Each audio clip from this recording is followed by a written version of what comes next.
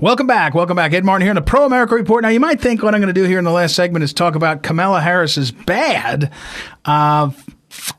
face, what did she get? So she got, I don't know if it's her face lift or face work. I don't know what they call it anymore. But if you saw the images of Senator Kamala Harris on TV, she looks strikingly different. And but what I am told reliably, if you can believe it, is even though if you do a search, you'll see what I mean. It looks terrifying. It's not a good look. But I'm told it's because she must have just had the work done, and it will be better looking, if you can believe it, after it like settles down. I guess there's swelling and things, but strikingly different. I have to say, I've been predicting she'd be the vice presidential pick, but getting like a wholesale facelift, like eyes and her like cheek implants and stuff, it doesn't look like somebody that expects to be nominated for vice president, because that will be the story forever. But I mean, I know enough not to talk about women's looks. I mean, I just am saying it was a strange thing to do politically if you're in the midst of being considered. Very odd to me. But that's not what I'm going to talk about. I want to talk about, remember, I want to go back to what you need to do. And what you need to do are two things today.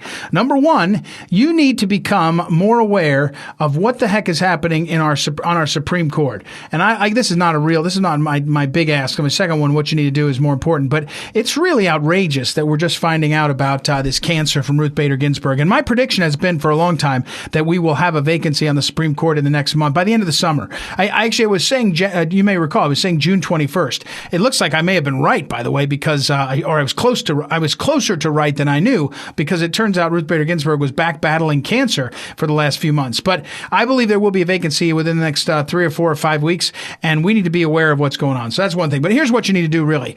This is the important step I'm asking you to take. If you go right now to phyllisschlafly.com/Congress, phyllisschlafly.com/Congress, and I'll put this up on social media, and you click on that website, you will automatically be redirected to the official page that will help you find your member of Congress. You just put in your zip code and you will get your member of Congress. So I'm asking you, what you need to do today is find out who your member of Congress will be. You'd be stunned. You won't be stunned, but when I tell you this, most people don't know their congressman. Remember when Jay Leno used to do that segment, Jaywalking, where he'd be out on the street and he'd ask people, how many people are on Mount Rushmore, right after the Mount Rushmore speech, or how many people on the Supreme Court, or can you tell me who the vice president is? That's a common one he used to love to do. And people have no idea.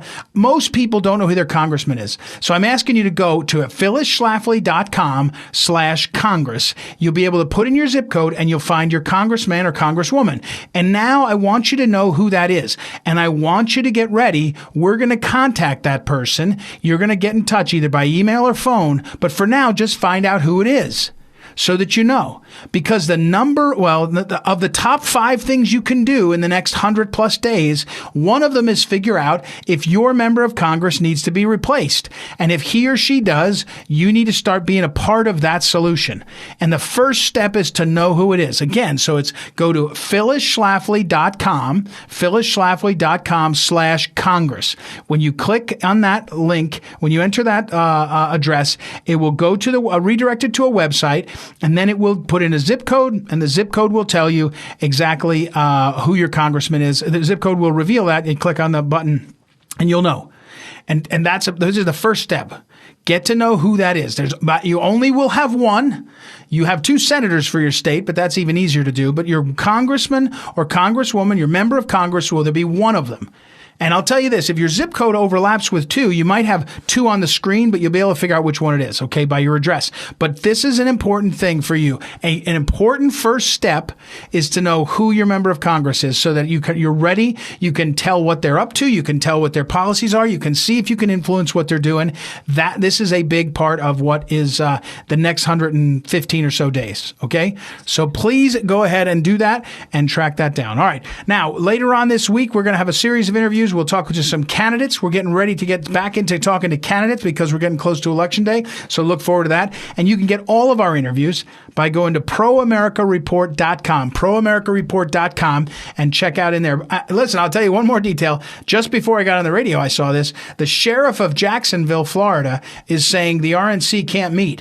And I just got my press credentials for the Salem Radio Network and the Answer San Diego to go down to the convention. So we'll see what happens. I'll give you more details details on that. But go to proamericareport.com to sign up for all of our emails and to find any of these great interviews which we did on the program. Okay. Thank you as always. Our fearless technical director, Noah, is back in the saddle and keeping me in track, doing great. And Joanna for helping book the show. We'll be back tomorrow night as always. It's Ed Martin here in the Pro America Report. Talk to you then.